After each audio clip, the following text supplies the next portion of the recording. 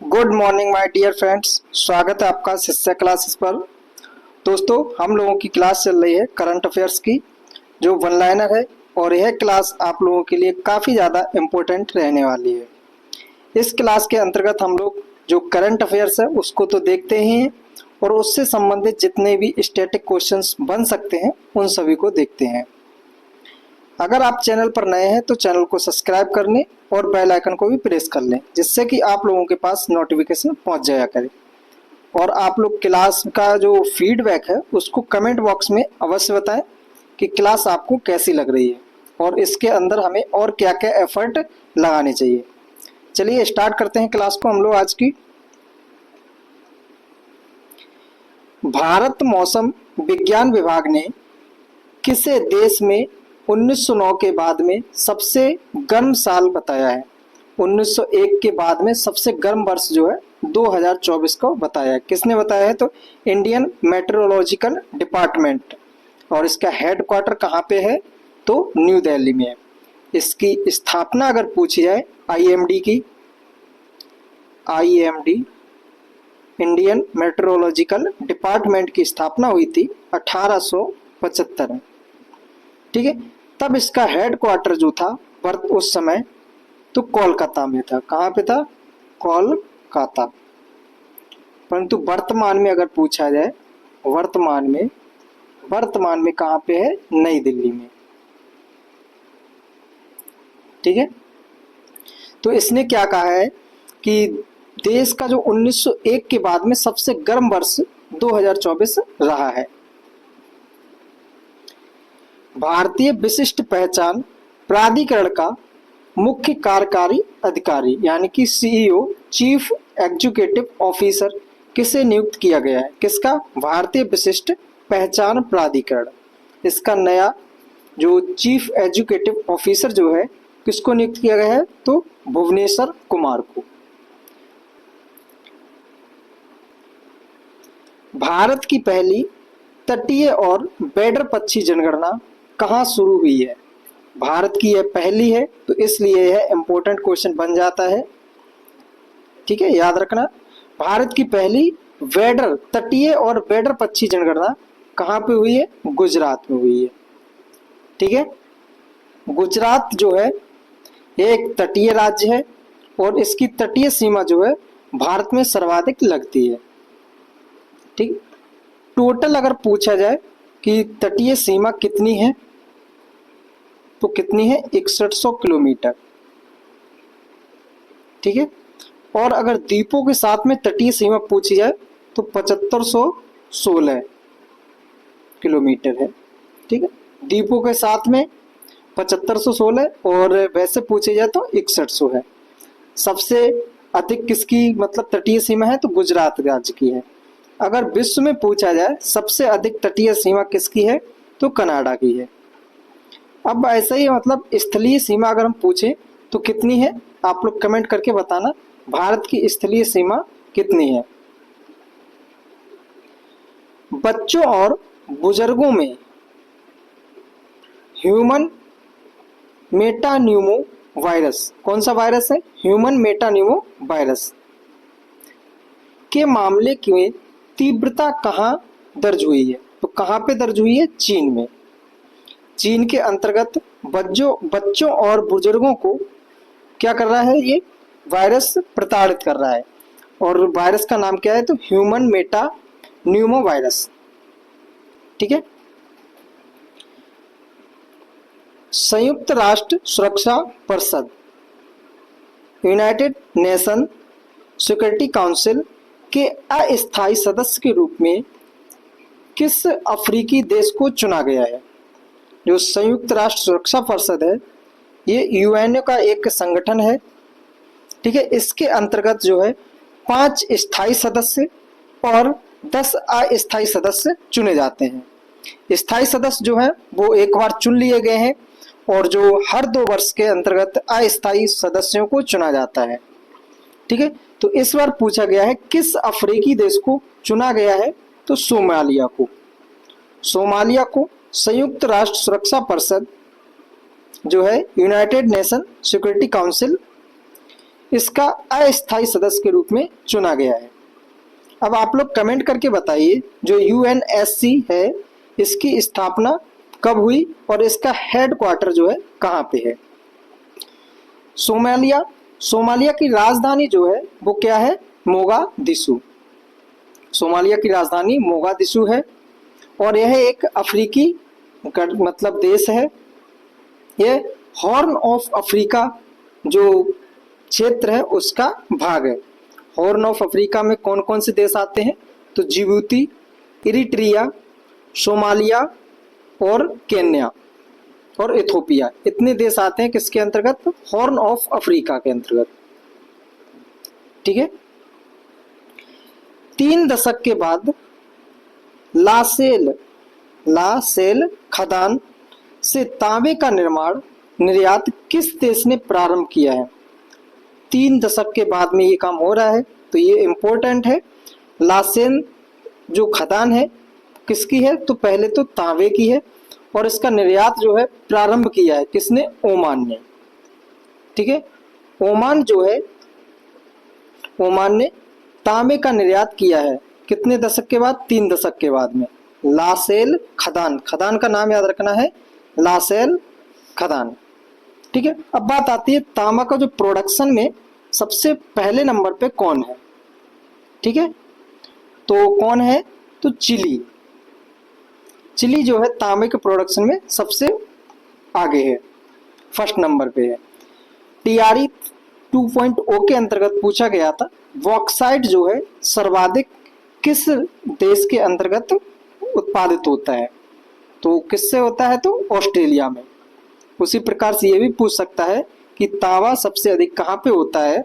तो चिली। ठीक है। ओमान, ओमान की राजधानी अगर पूछा जाए तो मस्कट है। ओमान की राजधानी क्या है? मस्कट। ठीक है। आइए हम लोग अफ्रीका महाद्वीप को समझ लेते हैं। क्लास का उद्देश्य केवल करंट अफेयर्स ही नहीं, उसको और ज्यादा हम लोगों को करना है स्टैटिक के रूप में।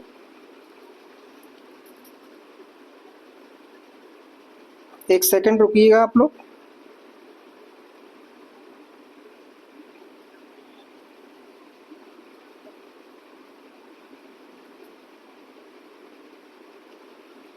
ठीक है। अफ्रीका महाद्वीप, अफ्रीका महाद्वीप के उत्तर में कौन सा सागर है? तो यहाँ पे है भूमध्य सागर। ये वाला हमारा कौन सा है? तो प्रायद्वीप है, अरब प्रायद्वीप। यहीं पे एक देश है जिसका नाम ओमान है, ओमान। और ओमान की राजधानी क्या है? तो मस्कट है, मस्कट। ठीक है। यहाँ पे कल एक जल संधि पड़ी थी, उस जल संधि का नाम क्या है? बाब अल मंदेब जल संधि। एक जल संधि यहाँ पे पड़ी थी जिसका नाम है सुएज जल संधि। एक जल संधि इस तरह पड़ी थी जो भूमध्य सागर और अटलांटिक महासागर को जोड़ने का काम कर रही थी, जिसका नाम था जिब्राल्टर जल संधि। और जिब्राल्टर जल संधि को भूमध्य सागर का प्रकाश स्तंभ कहा जाता है। ठीक है। अब बात आती है जैसे यहाँ पे कौन कौन से मरुस्थल हैं, तो उनको देख लेते हैं। तो चेच, लुवियन, नुवियन और सहारा। सहारा, चेच, लुवियन और नुवियन, ये हमारे क्या है? मरुस्थल हैं। उसके बाद में यहाँ पे कालाहारी मरुस्थल। ठीक है, कालाहारी मरुस्थल ये भी हमारा है, कितना याद रखना है। उसके बाद में यहाँ पे एक पर्वत चोटी है, पर्वत श्रेणी। ठीक है, माउंट एटलस, एटलस पर्वत श्रेणी है जिसके ऊपर सबसे ऊंची चोटी एटलस की है। ठीक है, माउंट टुबकुल। यहाँ पे तंजानिया में एक पर्वत चोटी है जिसका नाम है किलीमंजारो, किलीमंजारो। और यह अफ्रीका की जो है सर्वोच्च चोटी है, अफ्रीका की सर्वोच्च चोटी है। चलिए इसको हम फिर बाद में कंटिन्यू करेंगे। आगे क्वेश्चन को देखते हैं। ओमान जो है वो किसका भाग है? तो सऊदी अरब जो अरब प्रायद्वीप है उसका भाग है। ठीक है, ओमान की राजधानी क्या है तो मस्कट है। वर्ष 2025 में इसके बाद जन्म लेने जो 2025 में और इसके बाद जन्म लेने वाले बच्चों की जो नई पीढ़ी है उसको जनरेशन बीटा के नाम से जाना जाएगा, जनरेशन बीटा के नाम से। और पहला बच्चा जो है जनरेशन बीटा के नाम से जो पैदा हुआ है वो मिजोरम में पैदा हुआ है। ठीक है, भारतीय कृषि में डिजिटल क्रांति लाने के लिए प्रोजेक्ट विस्तार किस आईआईटी ने प्रारंभ किया है तो आईआईटी मद्रास ने जो है प्रोजेक्ट विस्तार प्रारंभ किया है। और यह किससे संबंधित है तो भारतीय कृषि में डिजिटल क्रांति लाना। अब कृषि क्रांति से संबंधित क्रांतियां हैं, जैसे हमारी एक हरित क्रांति है। कौन सी क्रांति है? हरित क्रांति। हरित क्रांति जो है 1967 के समथिंग स्टार्ट की गई थी। और पूछा जाए कि हरित क्रांति के जनक कौन है तो भारत में कौन है तो स्वामीनाथन। कौन है? एस स्वामीनाथन।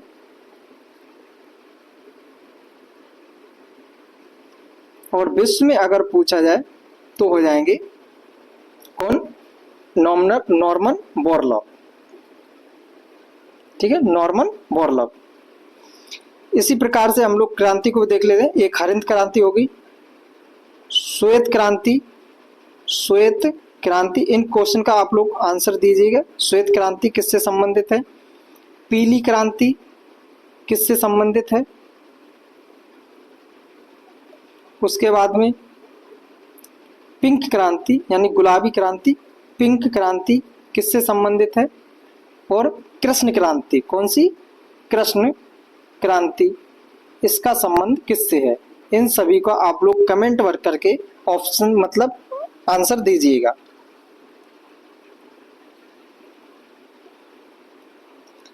ख्वाजा मोइनुद्दीन चिश्ती, जो ख्वाजा मोइनुद्दीन चिश्ती का 813वां उर्स कहाँ मनाया गया?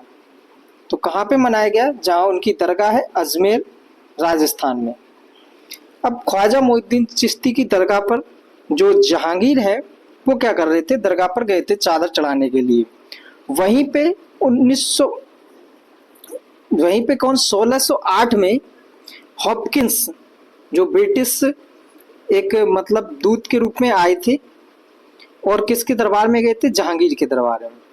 जब वहां पे गए अजमेर में तो उनसे क्या किया? उन्होंने फारसी में बात की, फारसी और अरबी में बात की। तो जहांगीर को बहुत अच्छा लगा और उन्होंने उनको जो है हॉपकिंस को इंग्लिश खान की उपाधि दे दी और कुछ मनसबदार उनको दे दिए। फिर उन्होंने अनुमति मांगी कि हमें व्यापार करने के लिए कुछ जमीन या जगह दे दीजिए। तो उन्होंने शुरुआत में दे दिया, परंतु पुर्तगालियों का क्या था? आधिपत्य था, इस वजह से फिर बाद में उन्होंने मना कर दिया। फिर युद्ध हुआ, स्वाली का युद्ध। तो उस युद्ध के बाद में जो ब्रिटिश लोग थे वो जीत गए और पुर्तगाली हार गए। फिर उनको जो है कंपनी बनाने की अनुमति मिल गई थी। तो 1613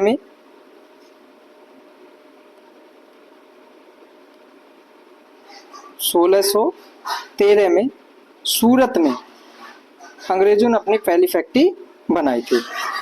तो ख्वाजा मोइनुद्दीन चिश्ती का 813वां उर्स कहाँ पे मनाया जा रहा है? अजमेर में, राजस्थान में मनाया जा रहा है। सिक्ख दांत परियोजना, जो सिक्ख दांत परियोजना है किस राज्य ने प्रारंभ की है? तो किसने की है? पंजाब ने। तो इसको याद करना काफी ज्यादा आसान है।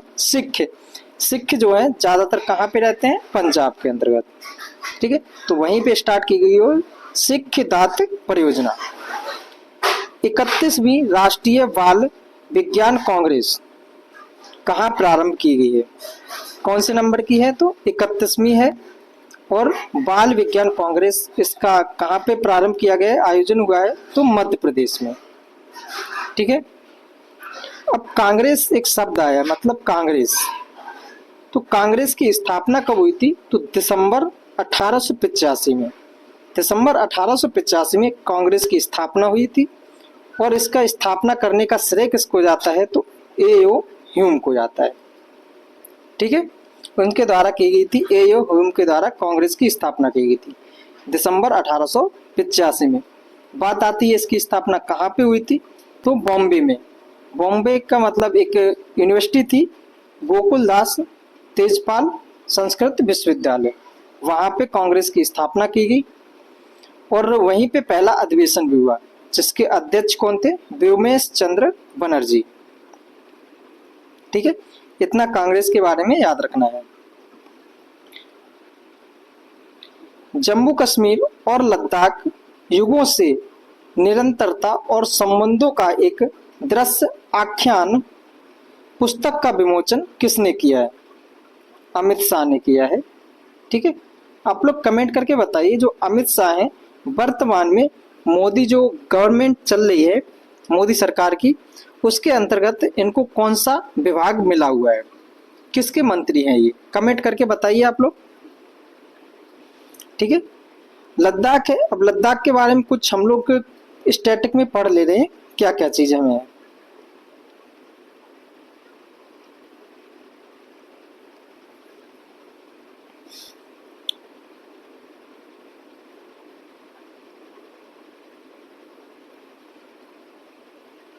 ठीक है, लद्दाख, लद्दाख में कुछ पर्वत श्रेणियां हैं।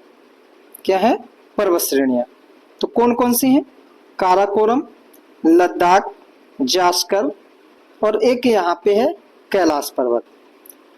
ठीक है, और ये किसका हिस्सा है, तो ट्रांस हिमालय का हिस्सा है। किसका है, ट्रांस हिमालय का। काराकोरम, लद्दाख, जास्कर और कैलाश पर्वत। काराकोरम की सर्वोच्च चोटी है एक, जिसका नाम है K2। क्या नाम है, K2। ठीक है, जिसकी कुल ऊंचाई जो है 8611 मीटर है। जो लद्दाख है इसके भी ऊपर सबसे ऊंची चोटी है, इसका नाम है माउंट राकापोसी, राकापोसी। और यह जो है दुनिया की सबसे तीव्र ढाल वाली, सबसे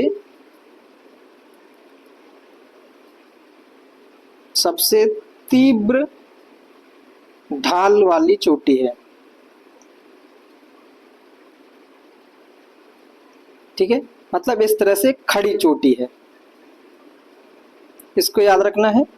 लद्दाख में ही स्थित है। लद्दाख में एक नेशनल पार्क है, Hemis high national park, Hemis high national park, जो कि कैसा है, सर्वोच्च मतलब सबसे बड़ा नेशनल पार्क है।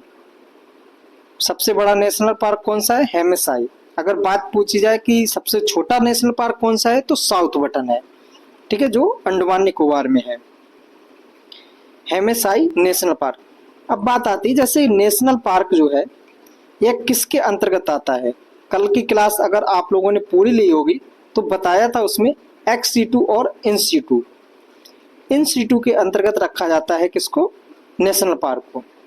अभी XC2 INC2 क्या बोला है, तो क्या कहता है, जीवों को संरक्षण देने के लिए, वन्य जीवों को संरक्षण देने के लिए दो विधियां बनाई गई थी, एक XC2 और दूसरी INC2। INC2 का मतलब स्वस्थान है, मतलब जहाँ पे जानवर वन्य जीव रहते हैं वहां पे उनको संरक्षण देना। XC2 दूसरी जगह पे ले जाकर उनको शिफ्ट करके वहां पे उनको संरक्षण उपलब्ध कराना। तो INC2 के अंतर्गत एग्जाम्पल याद रख लेंगे, नेशनल पार्क हो गया हमारा, वाइल्ड लाइफ सेंचुरी, बायोडाइवर्सिटी और वन्यजीव संरक्षण अधिनियम, बायो रिजर्व, ये सब किसके अंतर्गत आ जाएंगे, तो INC2। XC2 के अंतर्गत कौन कौन से आ जाएंगे, तो याद रख लेना है, उसके अंतर्गत आएंगे हमारे बॉटनिकल गार्डन, जीन बैंक। ठीक है, ये किसके अंदर आए, तो XC2 के अंतर्गत।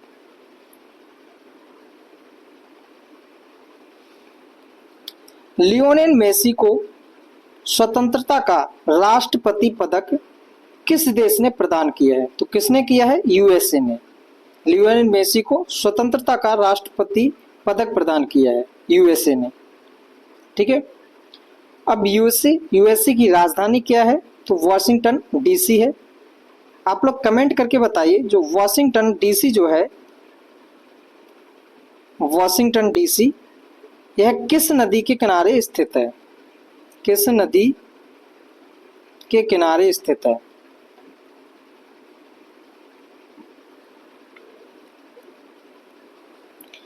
एआरडी की रिपोर्ट के अनुसार भारत के सबसे अमीर मुख्यमंत्री कौन है?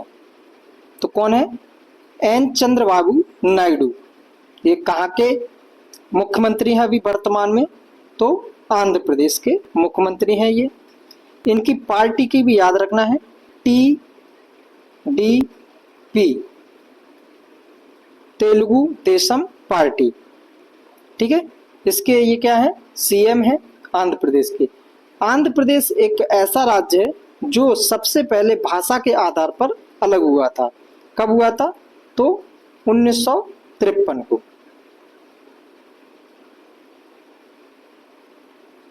भाषा के आधार पर अलग हुआ था। इसके बाद में आयोग बना था, फजल अली आयोग, और जिसने अपनी रिपोर्ट जो है 1956 को पेश की थी। ठीक है, चंद्रबाबू नायडू कहाँ के हैं? तो आंध्र प्रदेश के सीएम है वर्तमान में, और यह एआरडी की रिपोर्ट के अनुसार सबसे अमीर मुख्यमंत्री हैं। इनकी पार्टी याद रखनी है, कौन सी है? TDP, Telugu Desam party. ये सीएम है। दूसरे उप मुख्यमंत्री भी हैं, डिप्टी सीएम, जो कौन है? पवन कल्याण। खो खो विश्व कप 2025 का शुभंकर किसे घोषित किया गया है? खो खो विश्व कप 2025 का शुभंकर किसे घोषित किया है? तो तारा और तेजस को।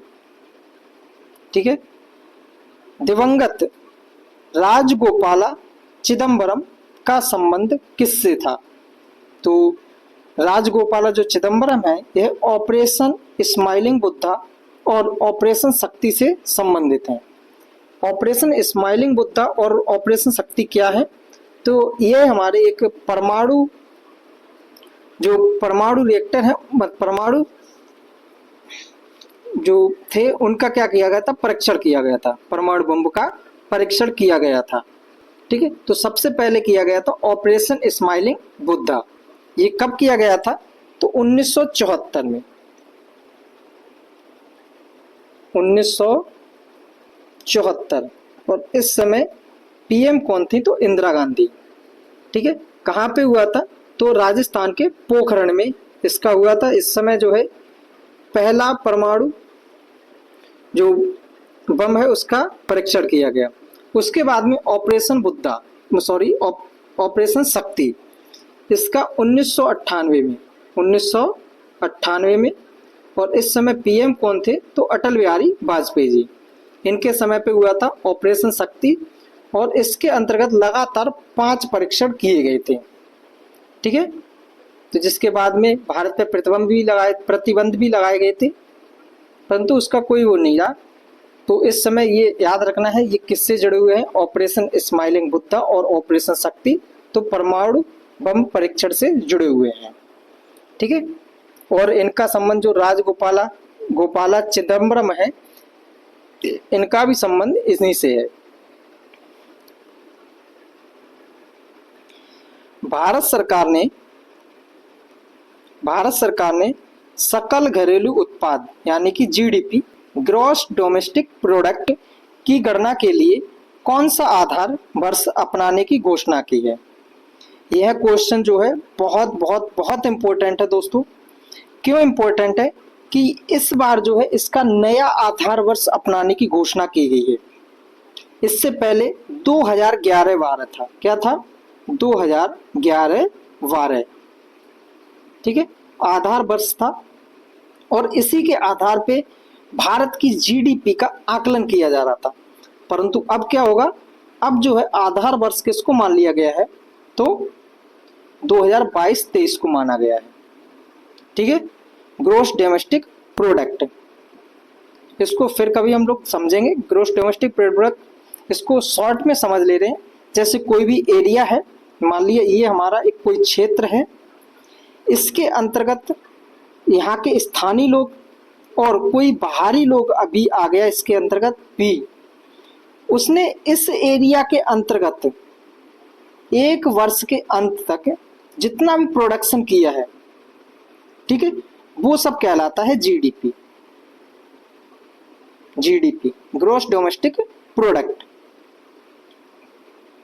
चाहे वो भारतीय हो या फिर विदेशी हो, भारत के अंतर्गत वो काम करेंगे, यहाँ पे पैसा कमाएंगे, तो वो सब कहलाता किसके अंतर्गत? जीडीपी के अंतर्गत आता है। ठीक है, इससे संबंधित और भी है, नेट जीडीपी भी है। ठीक है, तो उनको हम बाद में देखेंगे, परंतु इसको याद रख लेना, थोड़ा बहुत समझ लिया हम लोगों ने जीडीपी के बारे में। यह बहुत इंपॉर्टेंट क्वेश्चन है दोस्तों, इसलिए इसको याद रखना, भूलना नहीं है। आधार वर्ष पूछा जाएगा तो कौन सा है? 2022-23 का है। पहले कौन सा था? तो 2011-12 था। जिस किसी भी एग्जाम में थोड़ा बहुत भी इकोनॉमी पूछा जा रहा है तो उसके अंतर्गत ये वाला क्वेश्चन बन जाएगा। हर घर लखपति योजना किस बैंक ने प्रारंभ की है? जो हर घर लखपति योजना है यह किस बैंक के द्वारा प्रारंभ की गई है? तो एसबीआई के द्वारा प्रारंभ की गई है। स्टेट बैंक ऑफ इंडिया ने हर घर लखपति योजना प्रारंभ की है। अपनी सेना को जानो, अपनी सेना को जानो मेले का उद्घाटन कहाँ हुआ है? तो तेलंगाना में। अपनी सेना को जानो मेले का उद्घाटन तेलंगाना में हुआ है। ग्रीन सकल घरेलू उत्पाद मॉडल, यानी कि ये क्या है? ग्रीन जीडीपी है। ग्रीन जीडीपी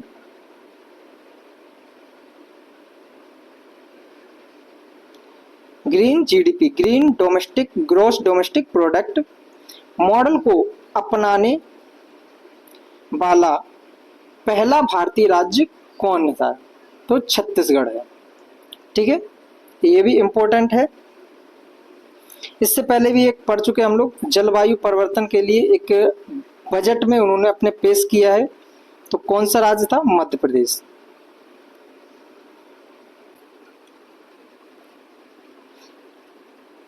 भारतीय रेलवे का 69वां रेलवे डिवीजन किसे बनाने की घोषणा की है? तो जम्मू कश्मीर को।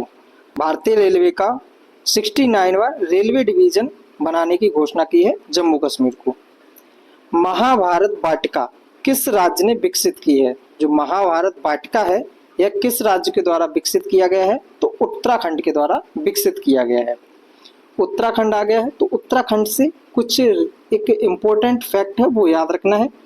क्या है? तो आर्टिकल 44 जो है, आर्टिकल 44 जिसके अंदर क्या है? नागरिक सिविल संहिता। ठीक है, यह इसके अंतर्गत है और इसको लागू करने वाला स्वतंत्रता के बाद पहला राज्य है, आर्टिकल 44 को लागू करने वाला। ठीक है, समान नागरिक संहिता जो है इसके अंतर्गत आती है। POEM 4 मिशन के तहत इसरो के द्वारा अंतरिक्ष में भेजे गए किन बीजों में अंकुरण हुआ है? जो पोएम मिशन है, पोएम 4 मिशन इसरो के द्वारा अंतरिक्ष में भेजे गए कुछ बीजों के अंकुरण हुआ है, वो किससे संबंधित है? तो लोबिया। ठीक है, 1000 किलोमीटर मेट्रो नेटवर्क के साथ भारत विश्व में कौन से स्थान पर आ गया है? तो तीसरे स्थान पर आ गया है। रैंकिंग पूछ सकता है। 1000 किलोमीटर के मेट्रो नेटवर्क के साथ भारत विश्व में तीसरे स्थान पर पहुंच गया है। लेट्स 2024 के अनुसार तटीय श्रेणी में शीर्ष स्थान किस राज्य का है? तो गुजरात का है। ठीक है, भारत में जनरेशन बीटा के बारे में ऊपर पढ़ चुके हैं। जो भी बच्चे 2025 या 2025 के बाद में पैदा होंगे उनको जनरेशन बीटा के नाम से जाना जाएगा। और पहला जनरेशन बीटा बॉय कौन सा है? तो मिजोरम के अंदर है। ठीक है, मिजोरम राज्य में भारत में जनरेशन बीटा का पहला बेबी बॉय हुआ है। कहाँ पे? Mizoram. Global power city index कौन सा है? ग्लोबल पावर सिटी इंडेक्स 2024 में शीर्ष स्थान किस शहर को मिला है? तो लंदन को। एशिया का सबसे बड़ा एरो शो एरो इंडिया 2025 कहाँ आयोजित होगा? तो बेंगलुरु में। स्वदेशी पैरासीटामोल का विकास किसने किया है? जो स्वदेशी पैरासीटामोल है इसका विकास किसने किया है? तो CSIR ने पैरासीटामोल का विकास किया है। जल्लीकट्टू, ठीक है, ये मार्शल आर्ट है जल्लीकट्टू। इसका पहला आयोजन कहाँ हुआ है? तो तमिलनाडु में हुआ है। ठीक है, इसी प्रकार का मलखंभ है वो कहाँ पे है? मध्य प्रदेश में